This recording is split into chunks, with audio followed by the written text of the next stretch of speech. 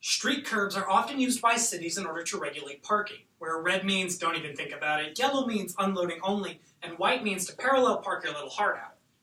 But this peculiar symbol, a small blue stripe, has been popping up on street curbs across the country, from Texas to New York. It's called the Safe Harbor Initiative, and according to the San Antonio Express of September 17, 2015, it encourages citizens to show public support for law enforcement. On September 9th, campaign creator Anthony Velichko asked his Facebook friends to spray paint a small blue stripe on their street curb and then to share the post. It reads, "To all law enforcement who see this symbol, know the residents of this home appreciate your service.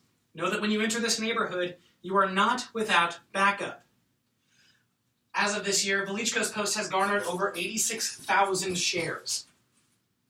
Over the past year, explains the Christian Science Monitor on September 17, 2015, a series of widespread deaths of Black Americans has caused a widespread protest movement, a call for federal and state investigations, and a move away from practices that unfairly target minorities.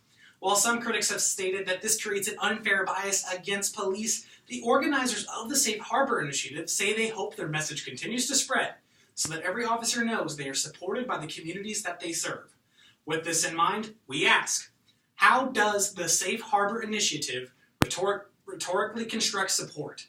To answer this question, we turn to Roger Stahl's Why We Support the Troops, Rhetorical Evolutions, first published in the December 2009 Rhetoric and Public Affairs.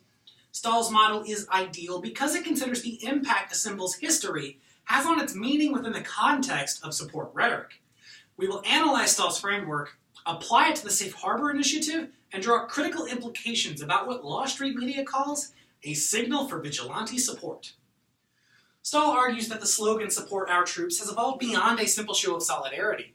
Rather, it is often used as a rhetorical weapon, demanding constant and unwavering support, with the implication being that one who does not loudly proclaim their support doesn't possess it. He explains that support the troops rhetoric wields moral legitimacy, even as it seeks to mute anti-war discourse, through two rhetorical functions: dissociation and deflection. First, support the troops rhetoric employs dissociation in order to discipline and correct public outlook on military operations.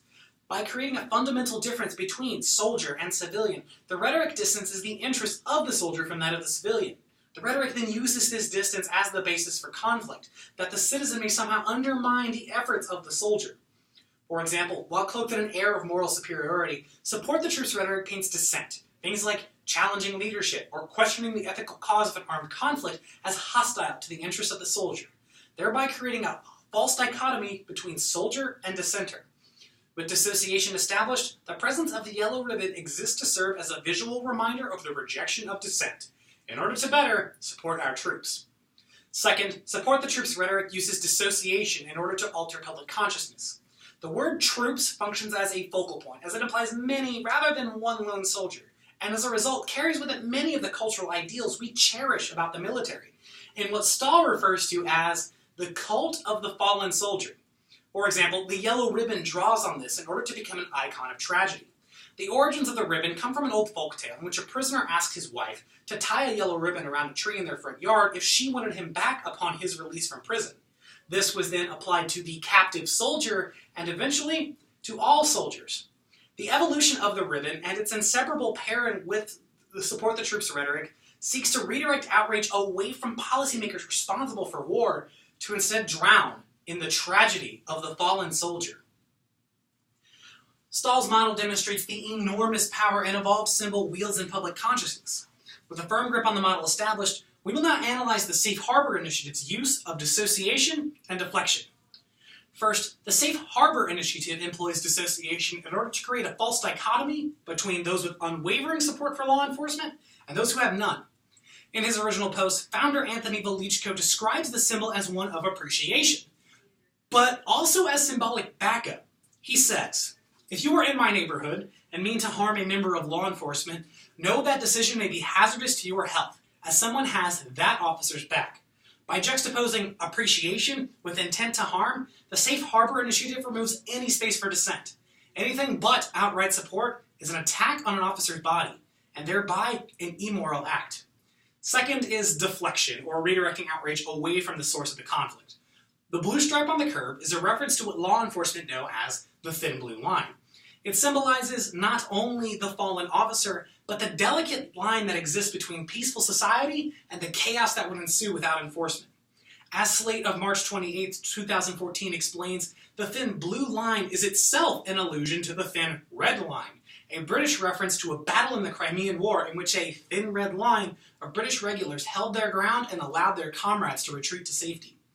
By drawing on the moral legitimacy established in the thin blue line, the Safe Harbor Initiative conditions the image of police conduct, where the struggle is not one of law enforcement policy, but instead of saving the life of the officer.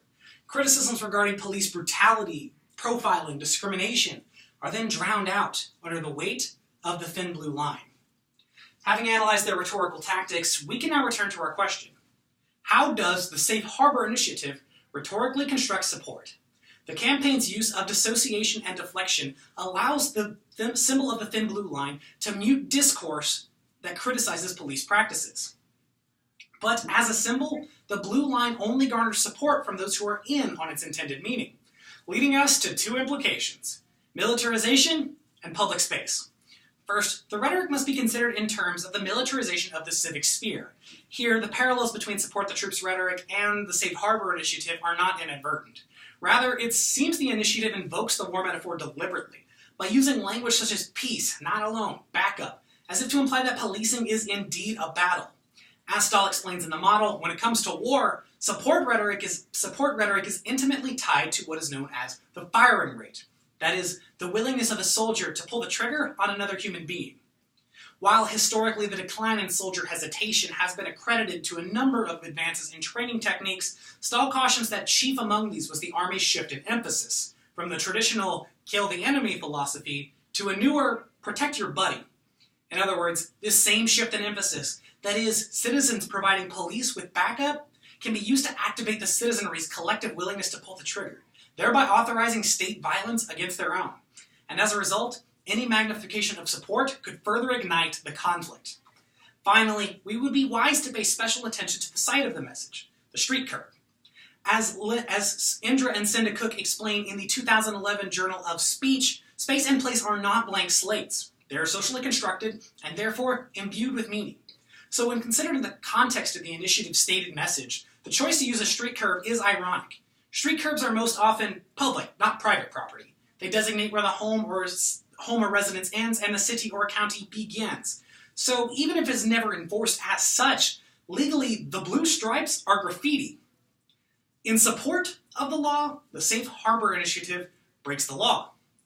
As Leon and Leah Cook explain in the 2011 Visual Communication Journal, although graffiti is almost always viewed as subversive, it operates under what is known as the local code, known and understood by residents and enforced by those in power.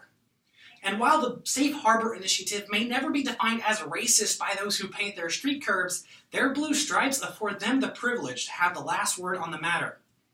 Applying Stahl's rhetorical lens to Velichko's blue curb markings has left us with this.